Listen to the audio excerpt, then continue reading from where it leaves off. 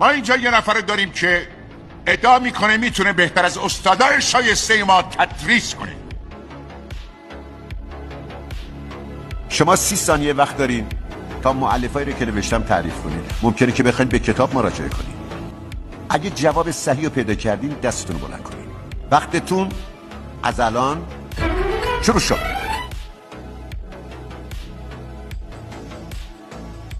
وقت تمومه.